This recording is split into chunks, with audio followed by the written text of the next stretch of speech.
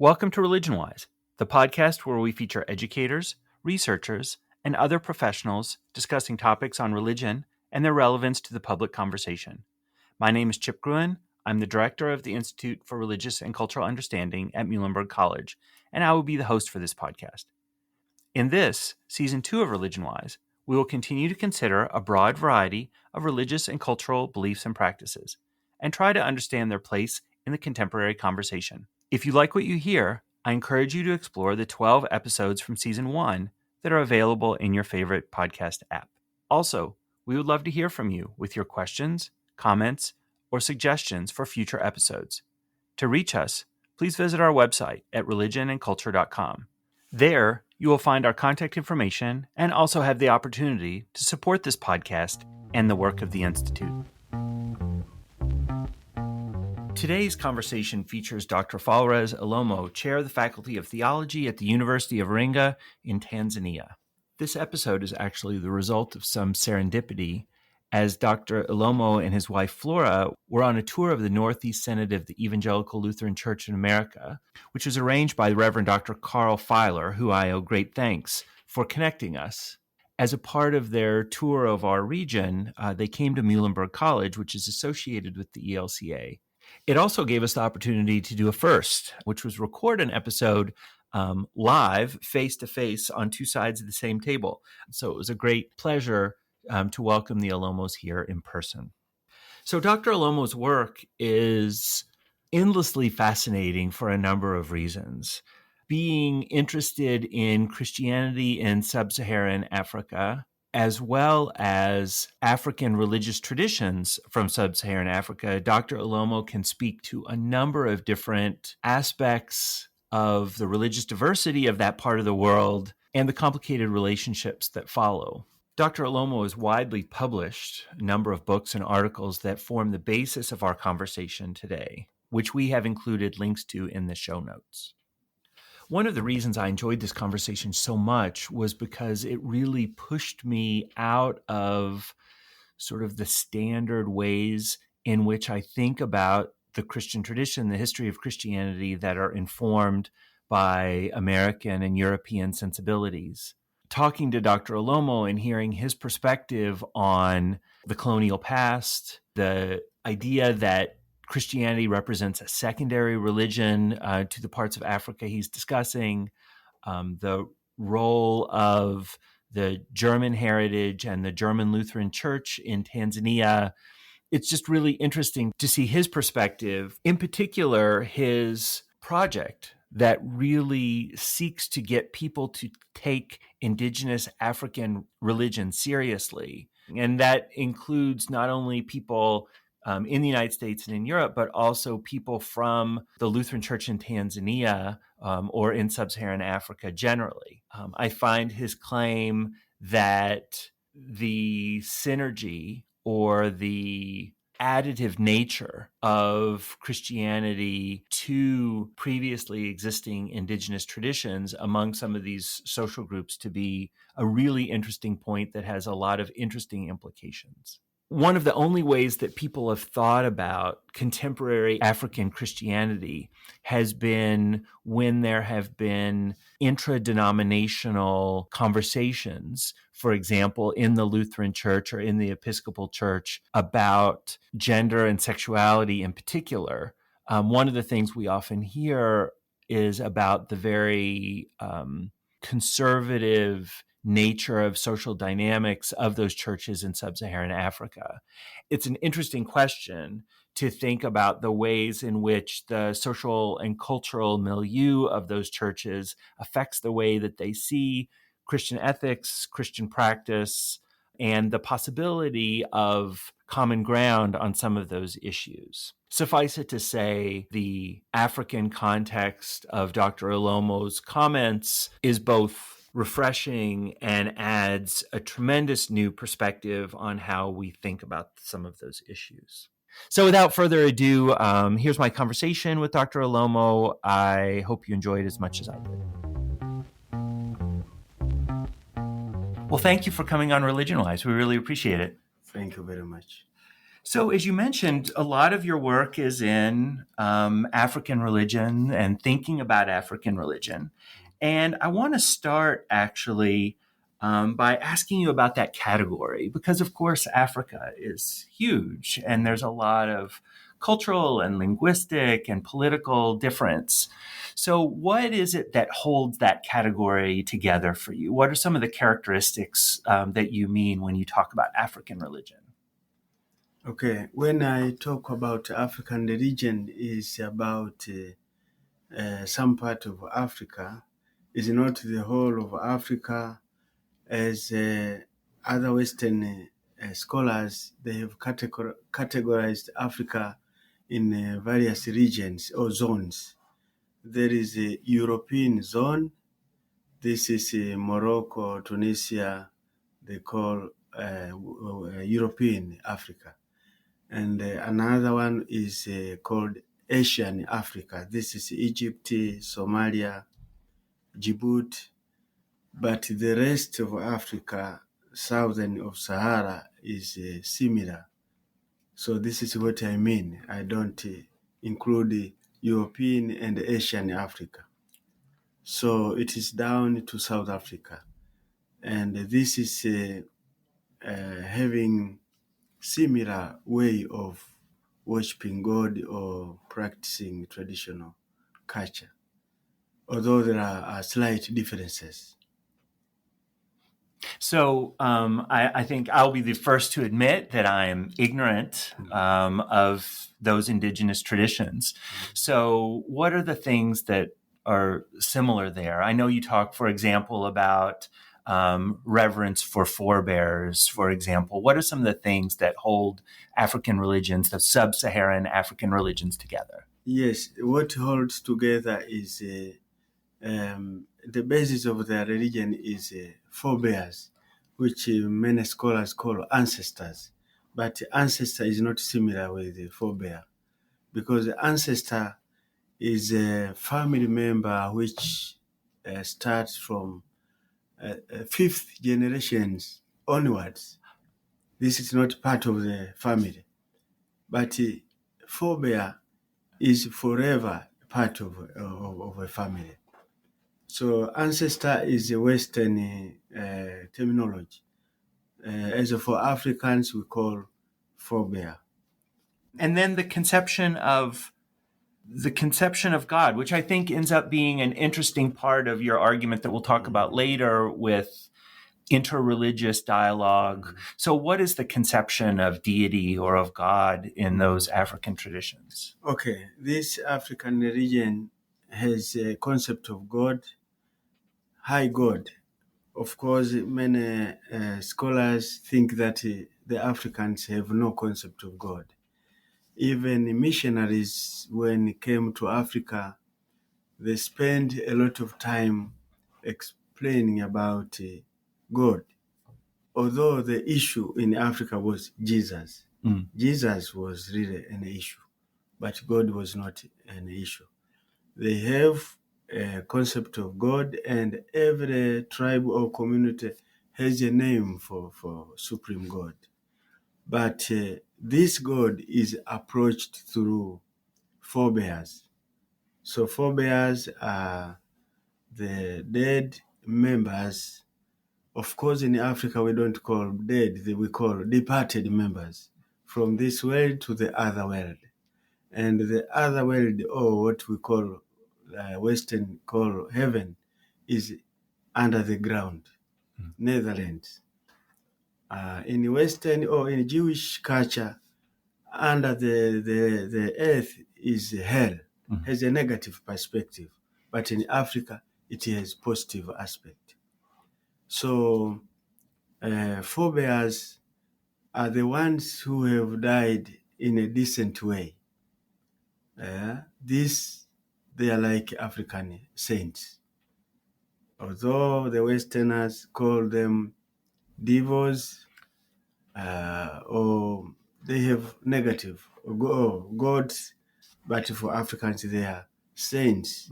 They mediate between the living members and the God. So I want to keep going with that point. In a paper you presented entitled Cultural and Natural Heritage in Tanzania, a Case of the Southern Highlands, you deal specifically with some of the early missionary activity in Tanzania, specifically by two different German groups. In the south, missionaries from Berlin, and in the north, missionaries from the Leipzig Mission Society. And so you argue that there are different attitudes towards African religion to this day in different regions, based on different attitudes towards the indigenous traditions by those groups.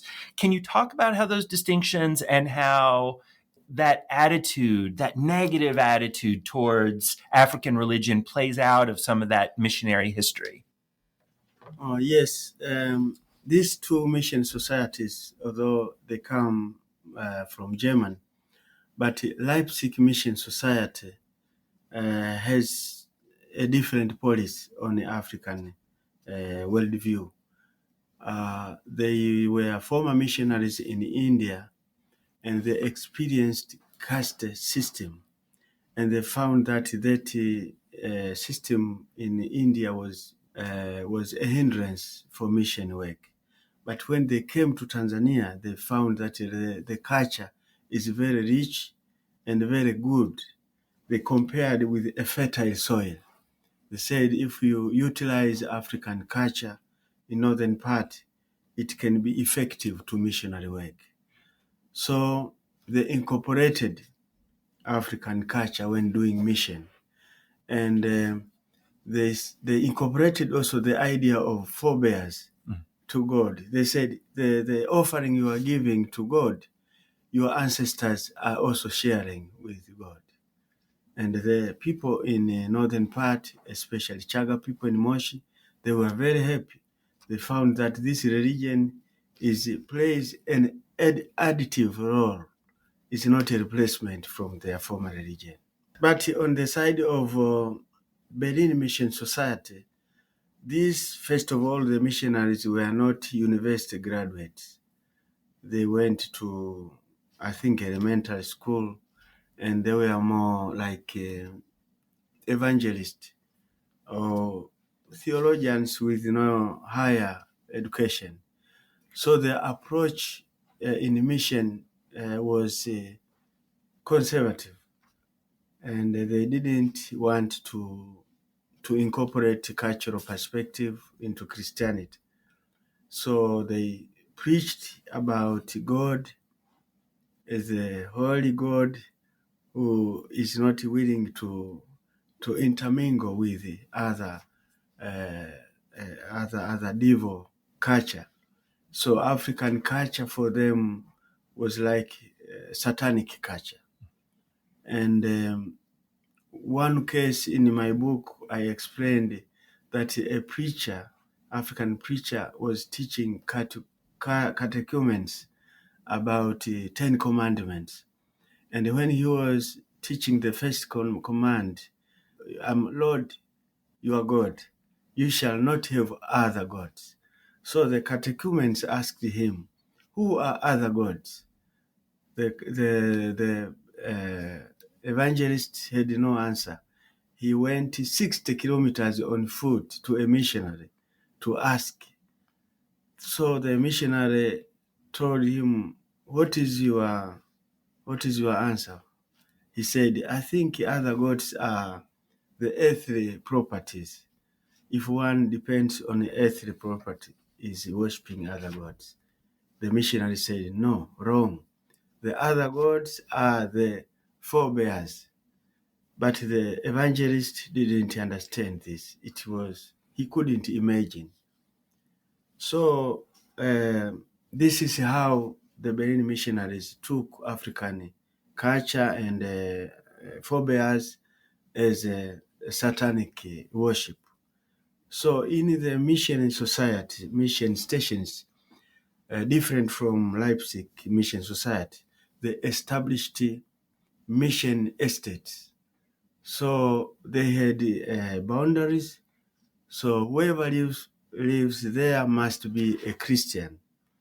And if he commits sin or behaves contrary to mission 20 regulations to be followed, then he is expelled from a missions center, because the Berlin missionaries believed that God or Jesus will come imminently to judge the world. So it's better for newly converted Christians to live in a special area so that they cannot be contaminated with sinful pagans. And if somebody is expelled, then his house is destroyed, the crops are destroyed. So this was the system. Wow. So, and you argue, and I think convincingly, from these roots of these competing mission societies, that, to this day, African religions have tended not to be taken seriously or not even imagined as religions, that they're superstition or satanic or what have you. That practices are considered witchcraft, fetishistic, barbaric. These are words that you use in your writing to describe the perception of African religions. I should also note here, though, and maybe this is a topic for another time, that you mentioned something of a thaw right after Vatican II, particularly within Catholicism, about an opening up of taking religion seriously. But we'll leave that for maybe another time. But many interpreters see this simply as a matter of racism and colonialism. But you provide some structural reasons as well, some things about African religious systems that might, contribute to that understanding. Can you talk about those structural characteristics? So, for example, the lack of hierarchical organization that lead to this judgment of African religion as not really religion, or at least not a religion that could be recognized by some of these missionary groups. Mm-hmm. Yes, the Western people thought that this is not a religion because it is it's not institutional religion. African religion is a religion of practice, not a confession, but they practice. The religion you can see through practice. But of course, the concept of God is still there, and the concept of family, that the family is the living members and the departed members. So the relationship continues even after death. They take them not as a dead person, but as members who have been transferred to another world, and they are still having a relationship. And they are the guardian of the community and cultural practices. But this issue of why African religion was not respected or taken as a religion, I think it was part of historical reality. Christianity was introduced in Africa the same time when colonialism came. And it is the church which invited colonialism in Africa, in Tanzania, for example. So colonialism could not like religion, culture. Of course, culture is something which is very good is a foundation of any community. But people without culture is easy to mold them whatever way you want. So I think the missionaries and the colonial system had a similar agenda. In fact, Berlin Mission Society worked closely with the colonial system in Tanzania. So I think they did it purposely. They knew that Africans have a religion, but they did it purposely to make Africans easy to be colonized. Yeah, it's also interesting to think about, definitions of religion too. So that, there is no scripture, for example, which, if your definition of religion hinges on scripture, or there is no, there might be leaders in the local community, but they're not priests or bishops in the same way that you might expect, thinking about those kinds of structures. So it's interesting that that institutionalization, as you say, becomes sort of if you don't have institution, you don't have culture. The kind of the judgment, the sort of prejudice that's built into that as well. So I can see, to sort of move from the past to how your work interacts with contemporary understanding, relationship between Tanzanian Christianity and African religions, for example, that I can see two different goals in your work. One is to convince the public or African Christians or Christians outside of Africa to take African religion more seriously and as a religious tradition that is worthy of being understood. So I think that's one. And two, to work out a model of missionary activity that provides a non-colonial means of dialogue. So first, am I being fair? Would you say that those are two of the goals of your work? And then second, how do those two goals either work with one another or work in opposite directions? I think that they're clearly not the same thing. So how do they relate to one another? Okay, if I forget one, remind me. Yes. I think one goal to bring or to teach, to revive Christianity in Africa so that it can be rooted in African soil, not in Western culture. We don't need a Christmas tree from Europe. We have trees in Africa. Christmas tree, or the Germans call Tannenbaum. Tannenbaum, we have a lot of sacred trees in Africa. We can take one of it and use them during Christmas time. So those things should be, Christianity should be understood in African culture and the context. I think we still have legacy of missionary work in Africa, in Tanzania specifically. For the time being, we are following legacy from missionaries. If a man, a polygamist, comes to the church with his 10 wives and 100 children, he wants to be baptized. The church in Africa follows the legacy tradition from missionaries. They said, no, we want one man, one wife. This is, I think, we are lacking. We cannot reflect our theological understanding. I think let us go to Jesus. If a man with 10 wives and several children could go to Jesus, could Jesus say, I want one person?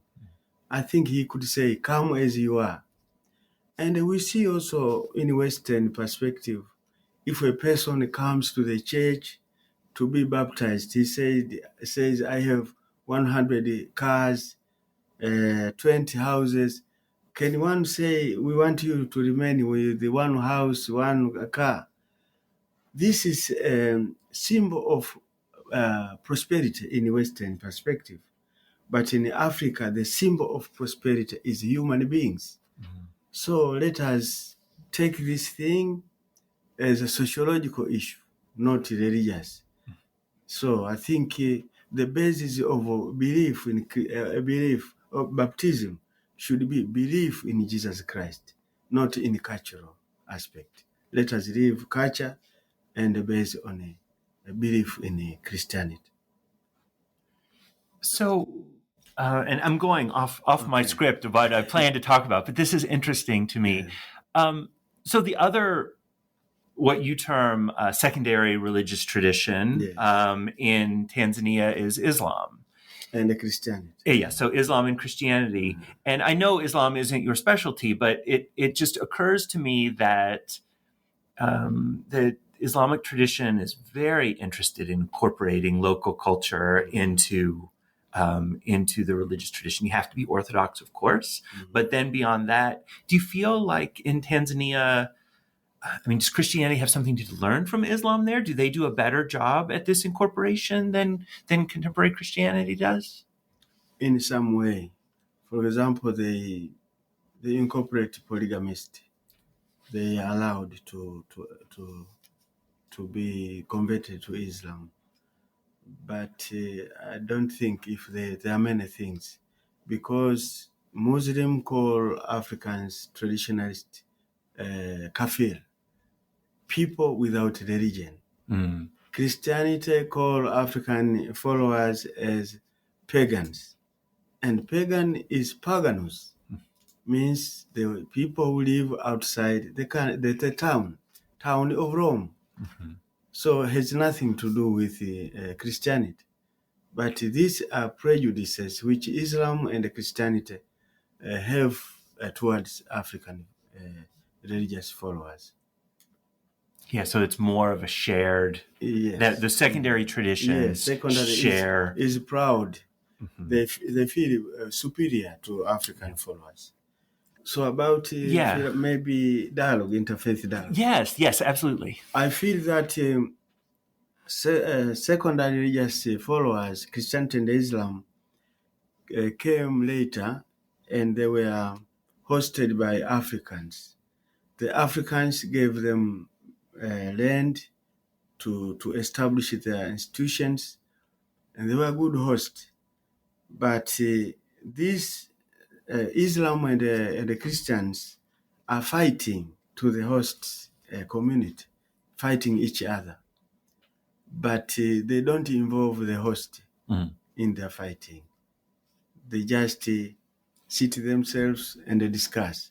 So I think there is no interfaith dialogue.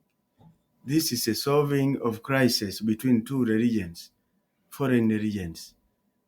So African traditionalists have something to contribute to the secondary religious experiences. I think they have something to learn from them. The Africans have never have a conflict over sacred worshipping areas. Every family has a worshipping area, no conflict with each other. This is a new experience from Western religions, where we find two religions fighting each other. Yeah. So, what are the goals? So you like this term, I think, interfaith dialogue, and want to make the argument that the African religious traditions and African Christianity in particular have more to offer to that conversation that has traditionally been accepted. Yes. What should the goals be, or what are the goals of that dialogue? How does it function, or how should it function in the community? This dialogue, I have proposed in my writings that it should be different one from the Western type of dialogue. This should be, to borrow the terminology from Professor Theo Sundermeyer from Heidelberg University. He says convivence in German, but in English, convivial dialogue, the dialogue of living together. So I think this is a good thing to learn. If you follow Western type of dialogue, people sit in a round table, they discuss, they are academicians, but this convivial dialogue, or dialogue of living together, whereby all the religions are included, is a dialogue of relationship in the communities where people live. And this can bring peace, not dialogue only for scholars. This is a dialogue in the basis, in the grassroots. So I encourage that this type of dialogue is relevant to African context, because it is based on the grassroots. So when we say dialogue, obviously the word implies conversation, right? Both to and yes. conversation. Mm-hmm. But it sounds like you're describing something that is maybe not even verbal, right? Not necessarily about conversation, but this living together is action oriented, is help me understand. Is it only practical, or is it practical as well as verbal? It's practical as well as verbal. You greet each other, you invite each other to your occasion, and there is talking. But if an African practitioner invites Christians, they say, no, we cannot come. Still, they want to preach them. What kind of Jesus is that? So the Africans cannot understand. So for Africans, dialogue of living together is practical. You bridge the gap, or you narrow the gap. So people or Africans can trust that, let us listen to what the person is, the message is telling us. And for Africans, they need secondary religious experience as an addition, not a replacement. Although the missionaries thought Christianity was a replacement, but for Africans is an addition. It plays additive role. You know, I study very early Christianity, and I argue to my class in New Testament a lot, although I love your words here about it being additive, that I imagine that there are lots of people who follow traditional religion in Rome who viewed Christianity as additive to their quote unquote pagan practice as well. And of course, the church fathers have no time for that at all. Those aren't the people that come down to us. So on that interfaith dialogue, and you can tell me that this is the wrong question,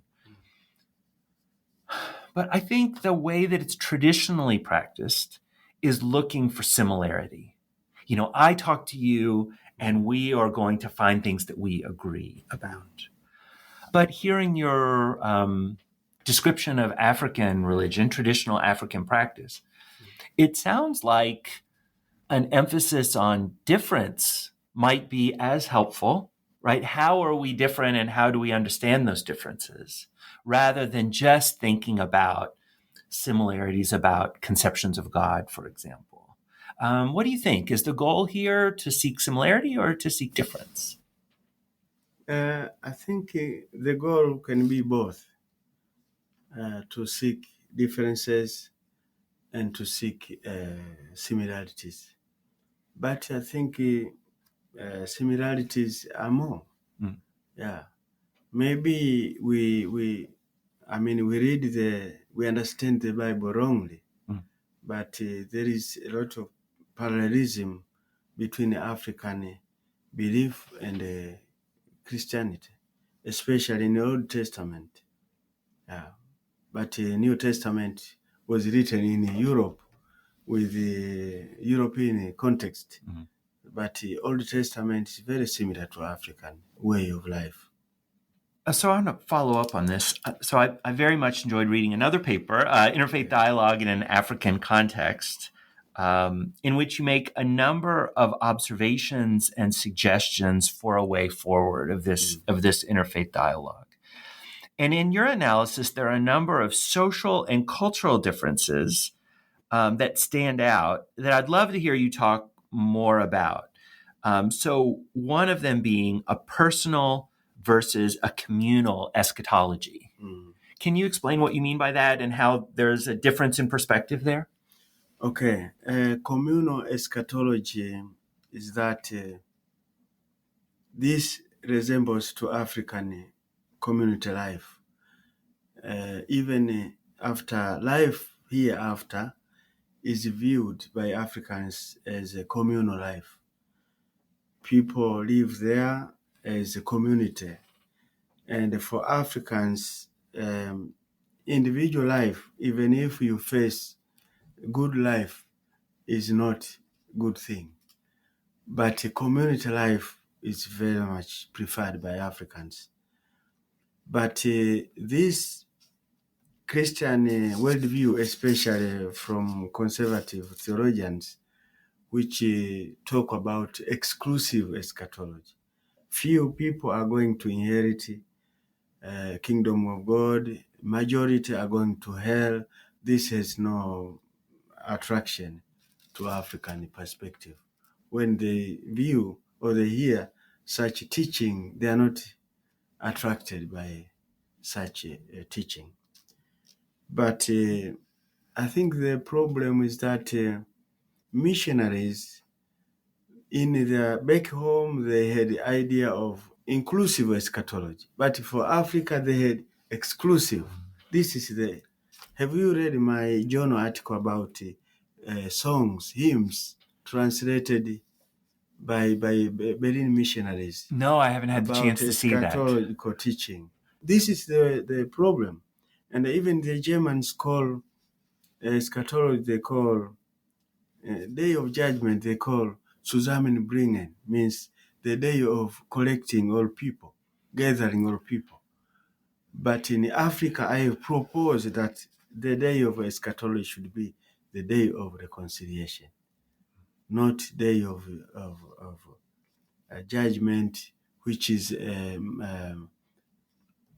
tribunal perception for Africa, or we call adversarial justice.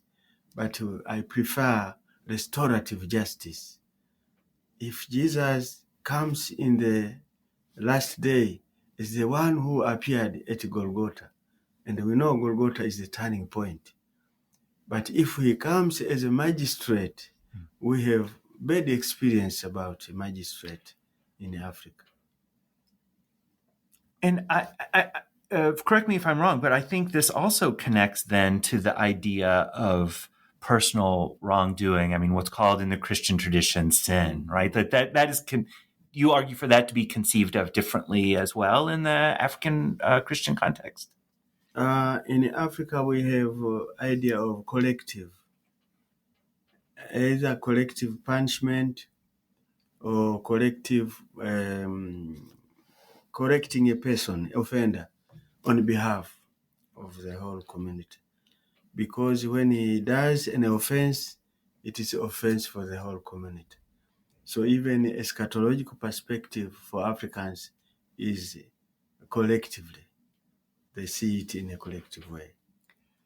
And this seems also connected to the next dichotomy I want to ask you about, is a European sense of legalism as opposed to hospitality, particularly around, I think you mentioned in ritual or in offering.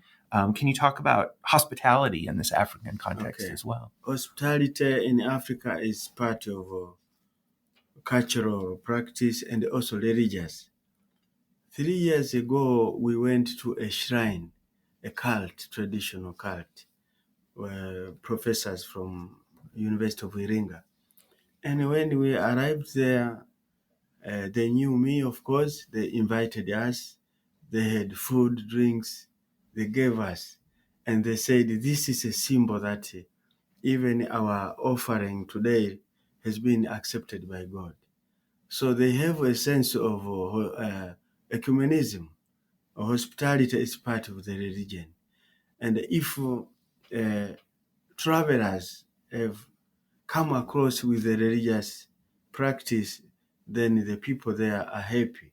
They say, oh, our offering has been accepted by God. Yeah. So hospitality for Africa is a duty, is an obligation, not a free will. It's a duty. You have to do it because it's part of practice and also religious aspect.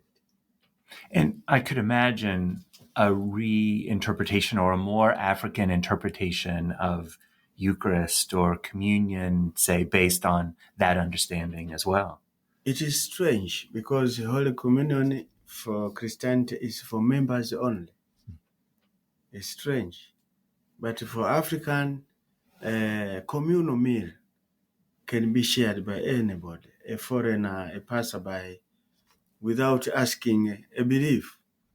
So I think communal meal has a corporate aspect, but Holy Communion in Christianity is strange. And even the missionary asked people that the one who think he is clean should come here. So it has a mysterious aspect. It's a mystery. Yeah. So for Africans, it's not. It's just a ritual which is not understood.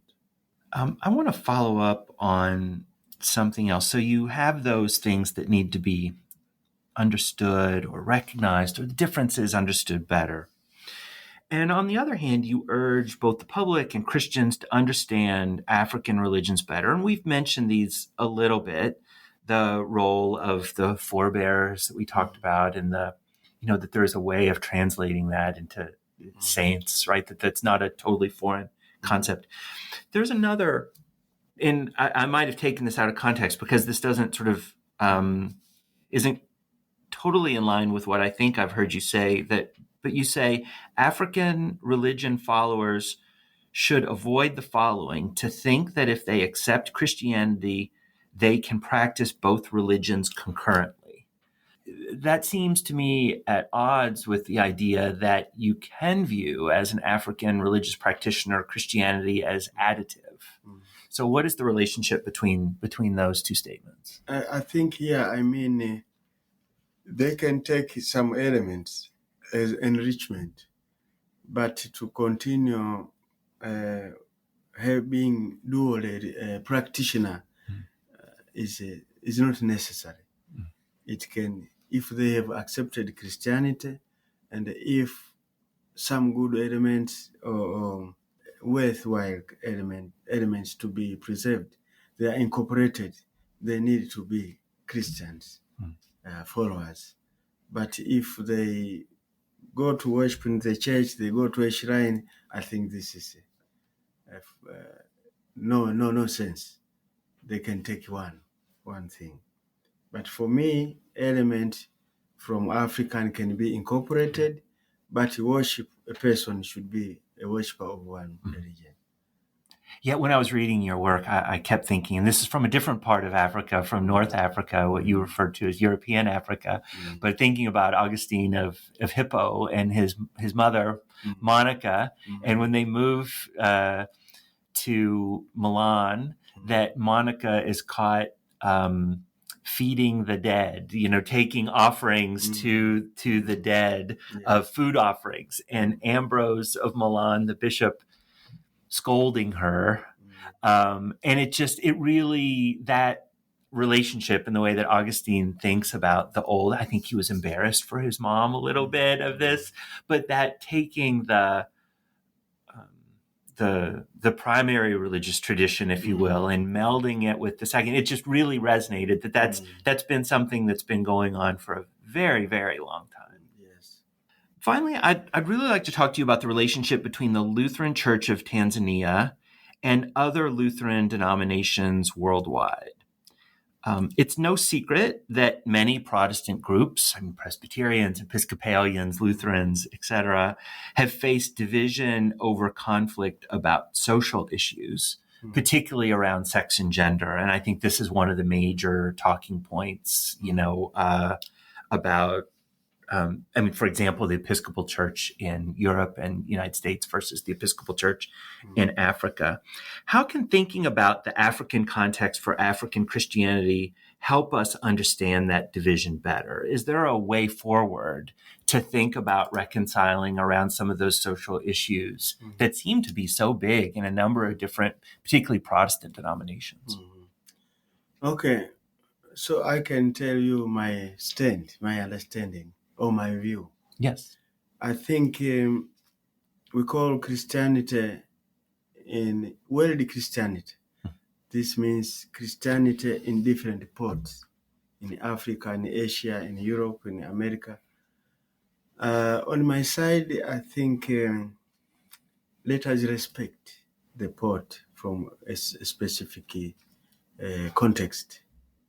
to criticize and say you are wrong, I think is not. We are too much. Let us respect what the others have seen as something. But I think Europeans and Americans also they have to respect African perspective. I think the weakness on our part is that we are discussing this issue of sexuality in a negative way, or we don't discuss it deeply. We just say, "Oh, we don't like." Let the discussion take place. People should discuss and give answers and contribute that, oh, you American partners, on this issue, we differ with you, this point and this and this. But don't say, we don't want to speak with you, we don't want partnership. I think this is too extreme. And also, we as African church, we have to reflect Christianity, not to be conservative. The missionaries taught us Christianity, but it has to grow up. We must continue making research and reflecting to our context. But I think we are not capable of participating in the dialogue in the West because in our church we have no progress.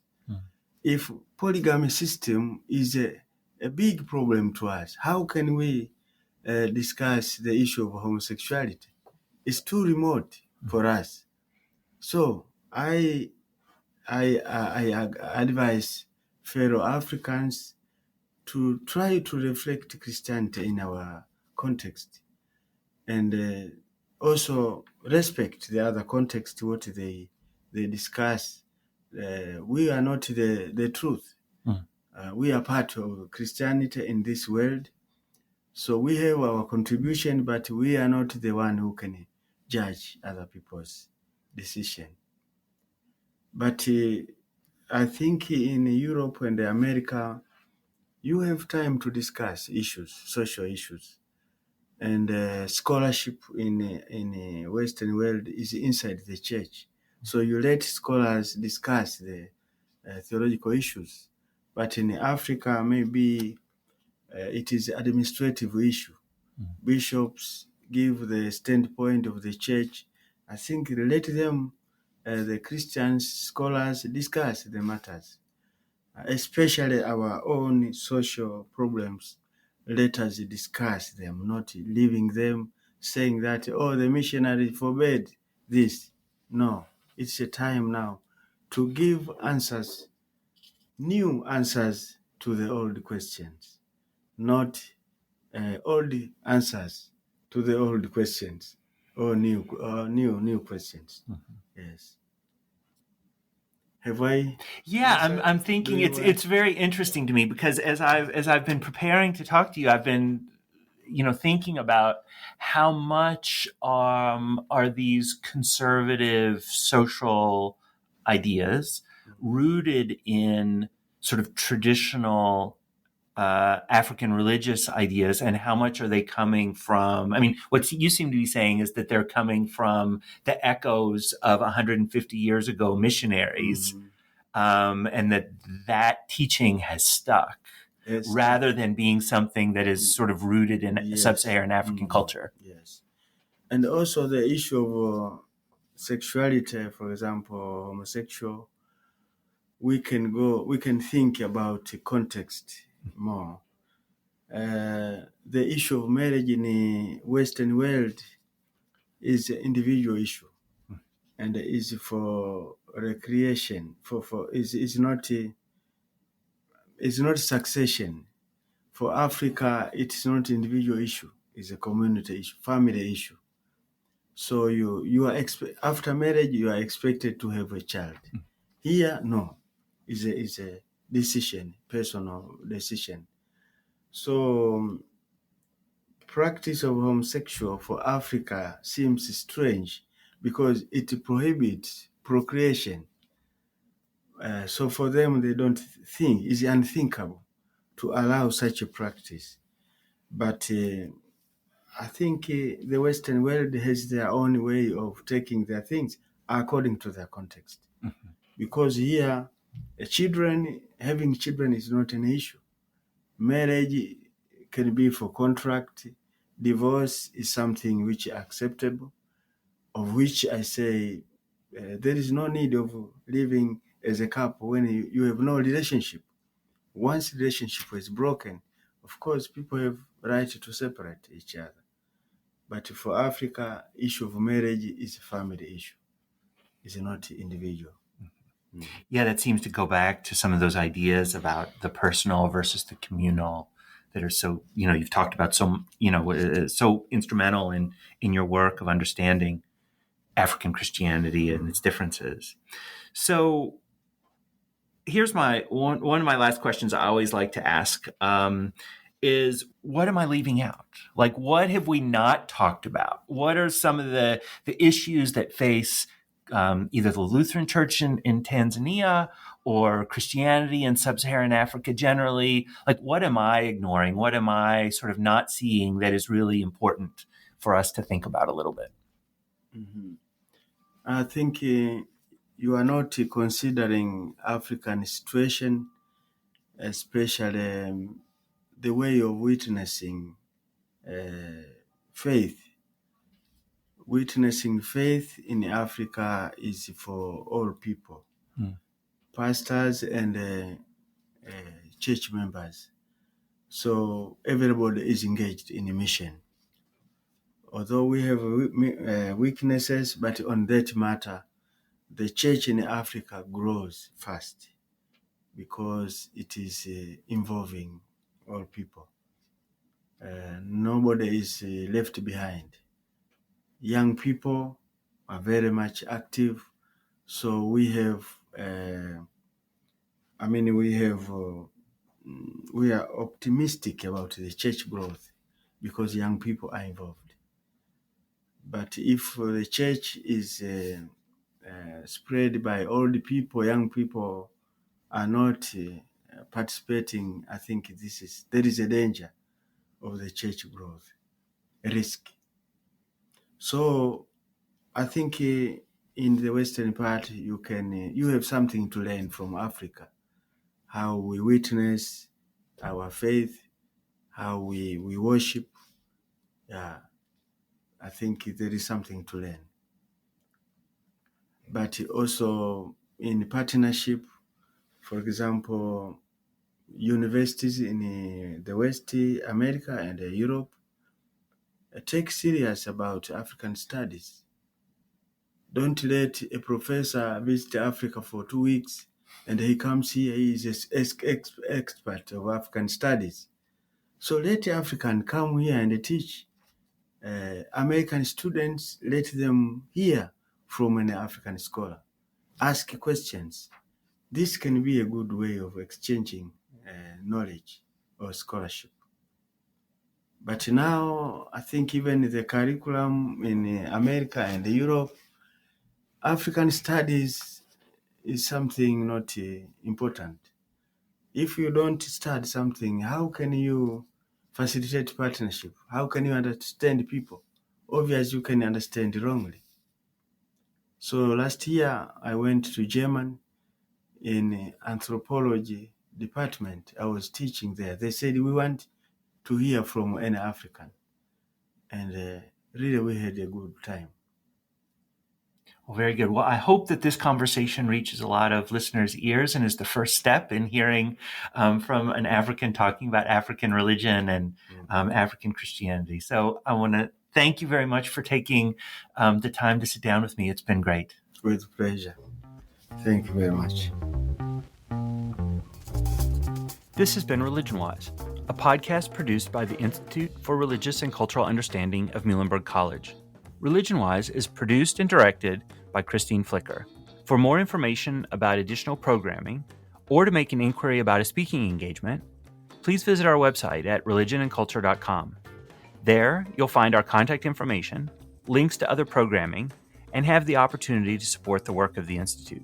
Please subscribe to ReligionWise wherever you get your podcasts. We look forward to seeing you next time.